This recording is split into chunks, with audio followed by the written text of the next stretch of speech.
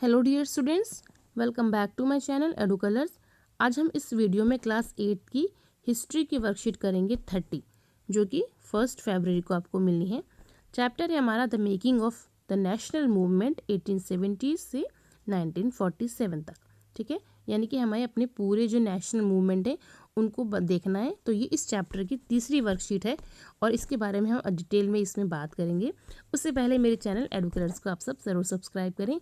Video अच्छा लगता है तो इसे अपने फ्रेंड्स में भी शेयर करें और लाइक का बटन भी ज़रूर दबाएं। चलिए अब हम वर्कशीट अपनी शुरू करते हैं।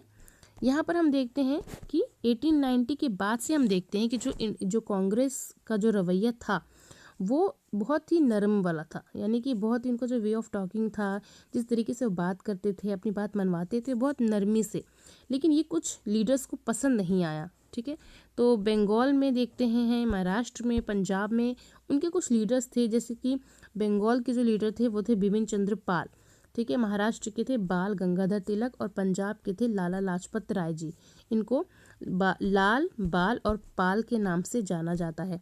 ठीक है, इन्होंने बोला कि जिस तरीके से वो जो प्रेयर की पॉलिटिक्स कर रहे हैं जो कांग्रेस है, वो पॉलिटिक्स जो है वो अंग्रेज़ नहीं समझ पा रहे हैं।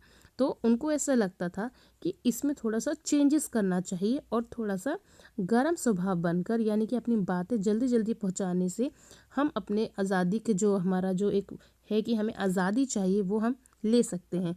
लेकिन कांग्रेस जो है वो इस चीज़ को सपोर्ट नहीं कर रही थी। तो इसी वजह से कुछ जो लोग हैं, जो रेडिकल लोग हैं, उन्होंने कांग्रेस की इन नीति का जिस तरीके से वो अपना रही थी उसका विरोध किया। अब हम देखते हैं कि बंगाल का पार्टीशन होता है 1905 में। ठीक है, ये कौन करता है? Lord Curzon. क्यों करता है इसके बारे में बात करते हैं। तो जो लॉर्ड कर्जन है उसने बोला कि बंगाल जो है वो बहुत बड़ा, एक तरीके से बहुत बड़ा प्रोविंस है। इस प्रोविंस को मैं बांट देता हूँ जिससे कि यहाँ पर काम चलाना आसान हो जाएगा, क्योंकि यहाँ की पॉपुलेशन भी बहुत ज़्यादा है। लेकिन उसने ऐसा नहीं किया। जो उसने बंगाल का जो ईस्ट पार्ट था उसने उसको अलग ना करके उसको असम में मिला दिया। ठीक है, जिसकी वजह से इंडियंस जो थे वो उससे बहुत खफा हो गए और उनको लगा कि ये क्या हो रहा है, यहाँ पर बंगाल का पार्टीशन कर रहे हैं। क्योंकि उस समय जो बंगाल है, जो हमारा नेशनल मूवमेंट था, सबसे इम्पॉर्टेंट जो स्टेट है वो है बंगाल।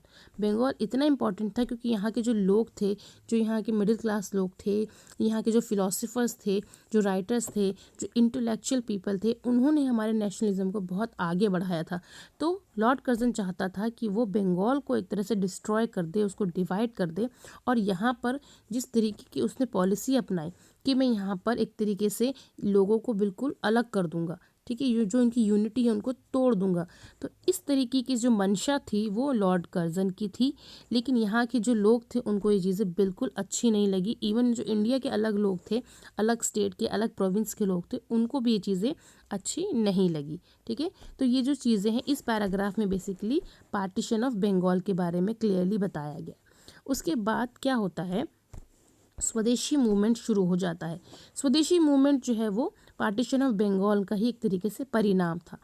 जैसे पार्टीशन किया गया तो बहुत से लोगों ने कहा कि जिस तरीके से काम कर रही है, जो अंग्रेज़ी सत्ताएं काम कर रही है, इस तरीके से काम नहीं चलेगा। तो उन्होंने क्या किया, जो बाहरी जो कपड़े थे, जो विदेशी कपड़े थे, उनको एक तरीके से उन्होंने उनको जला दिए। जो इंडियंस थे उन्होंने बॉयकॉट कर दिया। किस चीज़ का बॉयकॉट कर दिया? उन्होंने जो ब्रिटिश से बाहर से सामान आता था उनका बॉयकॉट कर दिया। बहुत से नेताओं ने लोगों को बोला कि जो उनकी डिग्री है, ठीक है, कॉलेज डिग्री है, या जो वो प्रोफेसर हैं, या कुछ वो स्कूल में पढ़ते हैं, या उनको कोई टाइटल दिया गया है, तो वो सारी चीज़ें जो है वो लौटा दें, अंग्रेज़ों को लौटा दें। क्योंकि ये उनका एक तरीका है अपना गुस्सा जाहिर करने का। लोगों ने जुलूस निकाले, लोगों ने सभाएं की, भाषण दिए। और ये चीज़ सिर्फ बंगाल में ही नहीं हम देखते हैं कि ये आंध्रा के जो तट है, ठीक है, वहाँ तक फैल गई। और आंध्रा के तट में इस स्वदेशी मूवमेंट को वंदे मातरम मूवमेंट के नाम से जाना गया। ओके, उसके बाद हम देखते हैं 1905 के बाद 1906 में ऑल इंडिया मुस्लिम लीग की स्थापना होती है, यानी कि ऑल इंडिया मुस्लिम लीग बनता है।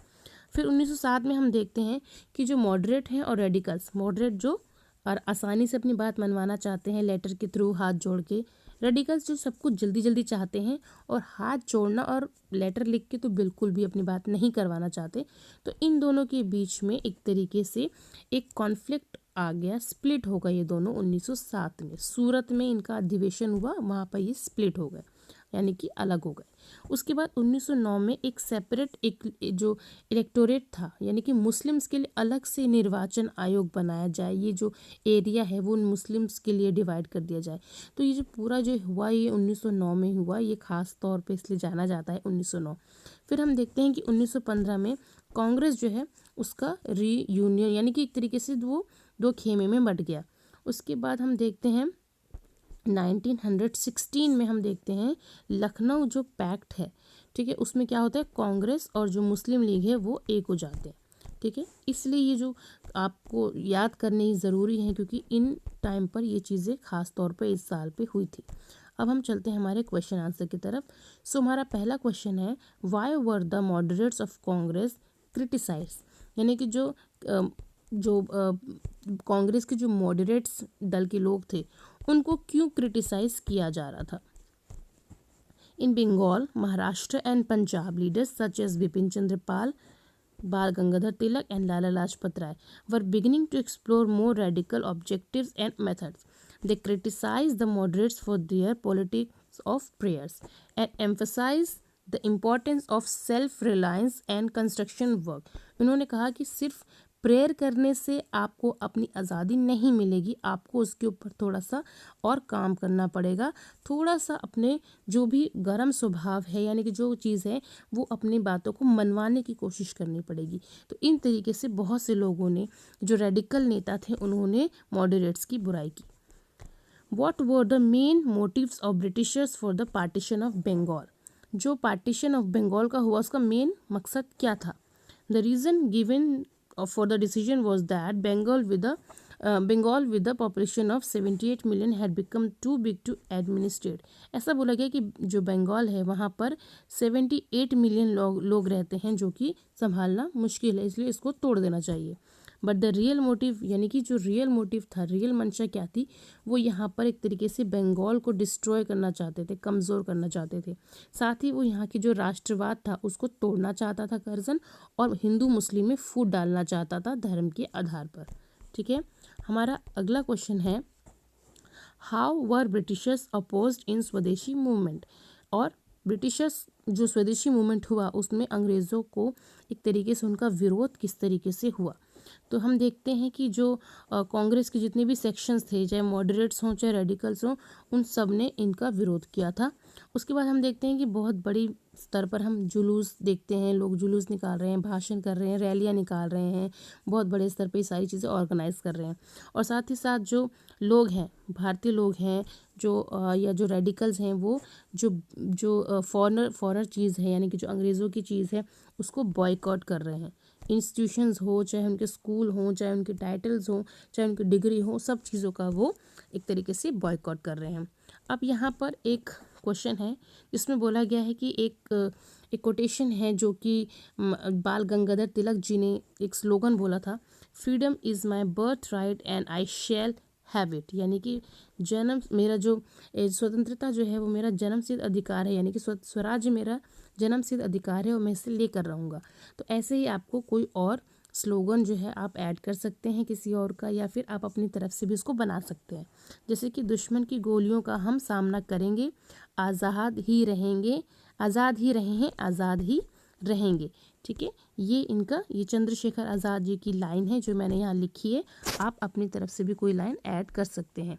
सो बच्चों, यहाँ पर हमारी जो वर्कशीट है क्लास 8 की हिस्ट्री की, ये कंप्लीट होती है। आई होप आपको ये वर्कशीट अच्छी लगी होगी, समझ में आई होगी। अगर ये वर्कशीट आपको अच्छी लगी है तो इसे अपने फ्रेंड्स में शेयर करें। मेरे चैनल एडू कलर्स को आप लोग ज़रूर सब्सक्राइब करें। वीडियो देखने के लिए थैंक यू सो मच।